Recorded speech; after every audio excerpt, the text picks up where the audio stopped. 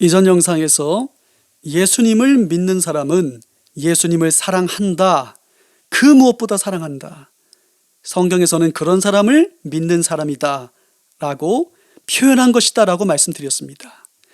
그런데 성경에서는 믿는 사람은 예수님을, 하나님 아버지를, 성령님을 당연히 사랑하지만 또한 이웃, 형제들도 사랑한다 라고 말씀하십니다.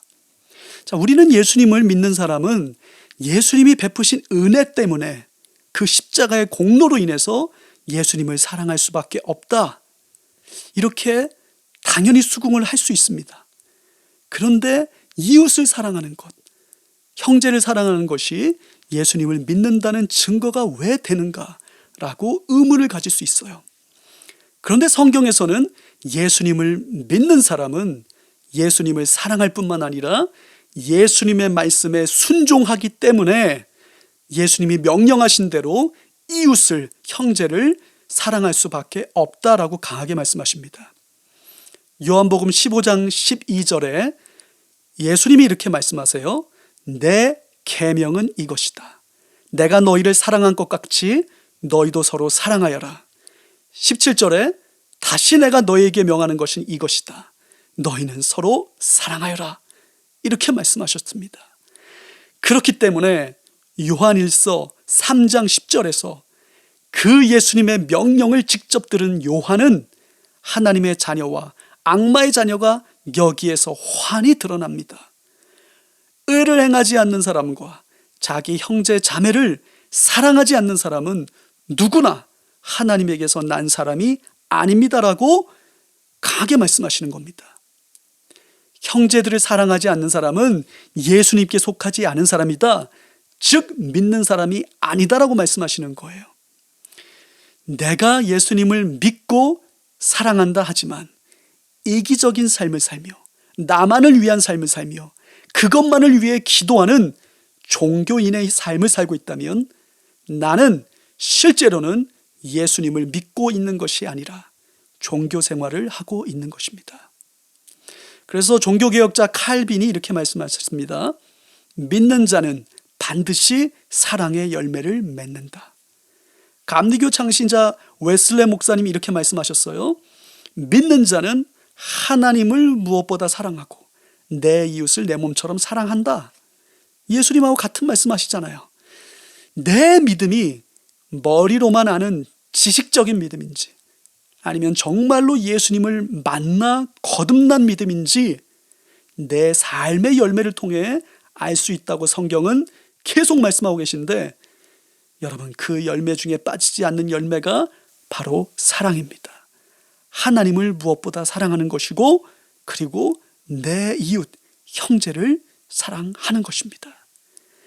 우리는 예수님이 직접 마지막 심판날의 모습을 비유로 말씀해 주신 마태복음 25장 31절부터 46절의 말씀을 보면서 참 두려움을 가져야 됩니다.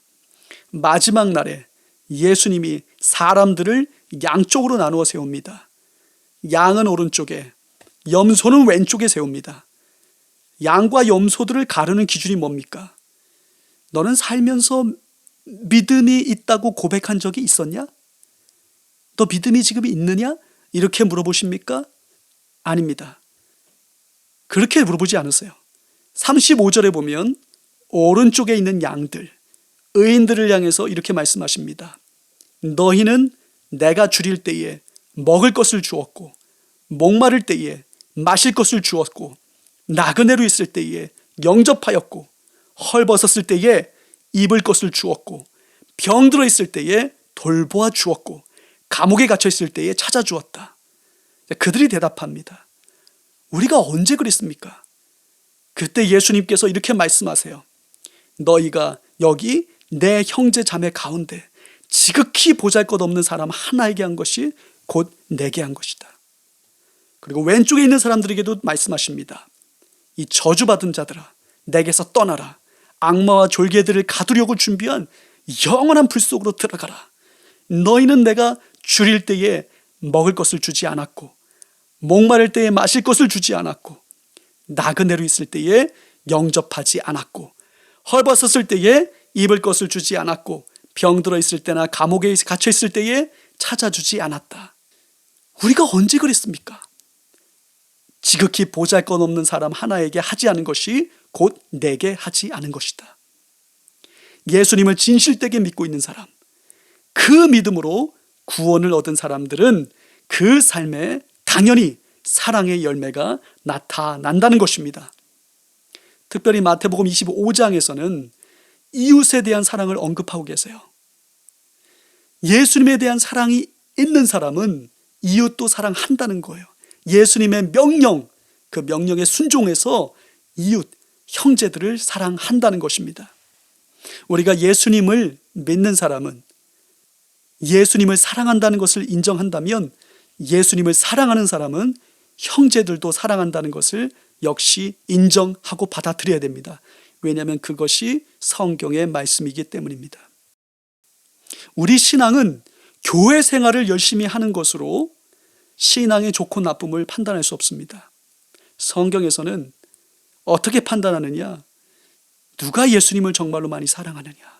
누가 형제와 이웃을 예수님의 말씀대로 사랑하느냐?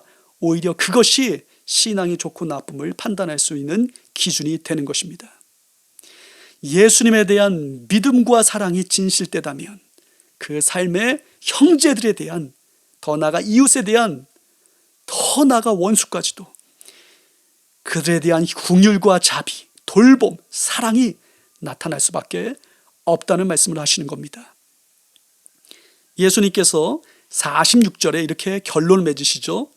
왼쪽에 있는 그들은 영원한 형벌로 들어가고 오른쪽에 있는 의인들은 영원한 생명으로 들어갈 것이다. 우리의 믿음을 사랑의 열매로 판단하시고 심판하시는 예수님의 말씀을 기록하고 있는 마태복음 25장의 비유를 보면서 나는 기도하고 있어. 난 말씀을 알아. 난 교회도 다니고 있어. 나는 헌금도 하고 있어. 이런 근거들을 가지고 내 믿음에 문제가 없어 라고 판단하고 계신다면 내가 얼마나 잘못된 판단을 가지고 있는 것인가 우리는 알 수가 있는 것입니다. 여러분, 예수님의 말씀을 통해 느껴지는 것이 무엇입니까? 예수님의 심판의 기준이 너 믿음이 있다고 고백했어 아니었어? 너 영접기도 했어 안 했어? 너 교회 다녔어 안 다녔어? 이게 아니라는 겁니다. 우리가 사랑하면 물론 우리가 영접기도도 하고 교회도 다니고 헌금도 하고 봉사도 하고 예수님 사랑하기 때문에 다 할 수 있죠. 그러나 정말로 그 안에 예수님을 사랑하는 마음과 그 이웃들을 사랑하면서 살았느냐? 너 진짜 믿음이 있었느냐? 네 삶 가운데 믿음이 있었다면 그 삶의 열매가 그렇게 나타났을 거야 라고 그렇게 물어보신다는 겁니다.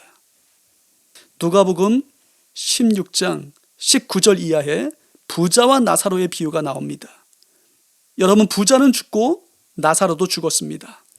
부자는 지옥에 갔고 나사로는 천국에 갑니다. 우리가 나사로가 왜 천국에 갔는지 우리는 알아요. 그가 하나님에 대한 믿음, 예수님에 대한 믿음이 있었기 때문이죠. 왜냐하면 구약이든 신약이든 하나님을 믿지 않는 사람은 천국에 갈 수 없기 때문에 그렇습니다. 아브라함도 할례전에 믿음이 있다고 인정받았지 않습니까? 그 믿음으로 의롭다고 인정받지 않았습니까? 결국 믿음으로 이렇게 되는 것입니다. 그러니까 부자가 믿음이 없었는데 반해서 가난한 나사로는 믿음이 있었기 때문에 그가 천국에 간 거예요. 근데 부자는 왜 지옥에 갔는지 정확하게 이 본문 내용에 나오지 않습니다. 단지 우리가 예측해 볼 수 있는 것은 나사로는 믿음이 있었고 부자는 믿음이 없었구나 라는 것을 예측해 볼 수 있어요. 근데 우리가 좀 더 예수님 말씀을 들여다보면, 비유를 좀 더 자세히 보면 아하, 부자는 정말 믿음이 없었구나 라는 것을 우리는 확인할 수 있습니다. 우리가 어떻게 할 수 있죠? 그는 날마다 비싼 옷을 입고 즐겁고 호월하게 살았습니다.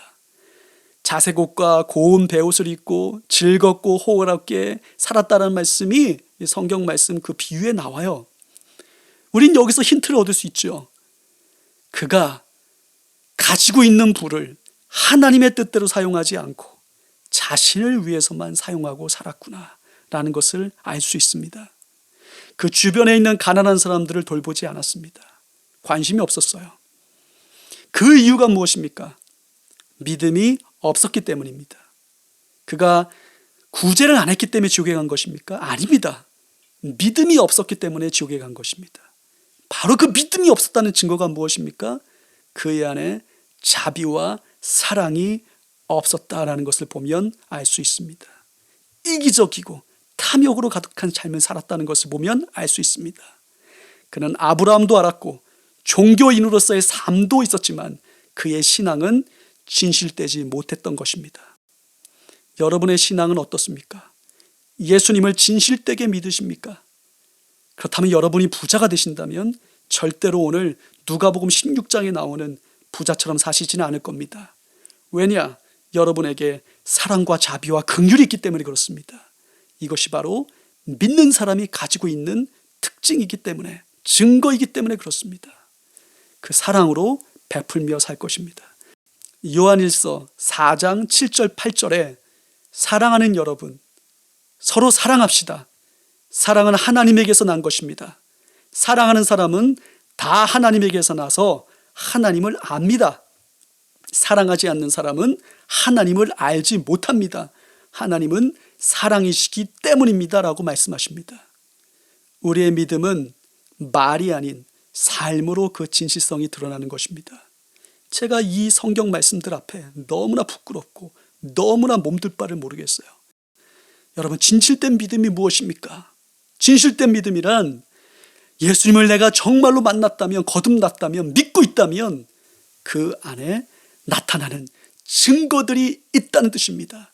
내 삶에 나타나는 열매들이 있다는 거예요. 그 열매, 그 증거들이 내가 믿음을 가지고 있다는 표시인 것입니다.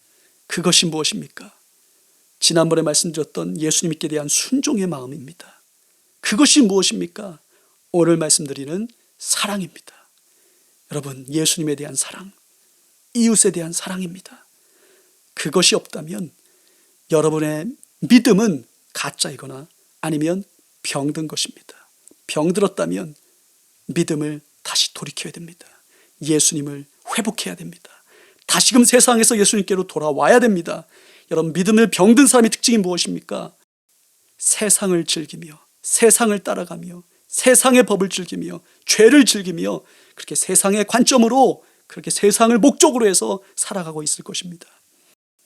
여러분, 예수님을 정말로 믿으시죠? 여러분, 한 명의 영혼이 천하보다 귀하다고 했습니다. 여러분의 한 명 한 명의 영혼이 천하보다 귀하다고 말씀하신 그 예수님, 그 예수님의 마음을 이 시간 되새기시면서 십자가 앞으로 돌아갑시다. 주님을 진실되게 믿읍시다. 믿음을 철저히 지키며 예수님께 순종하며 사랑하며 사십시다. 아멘.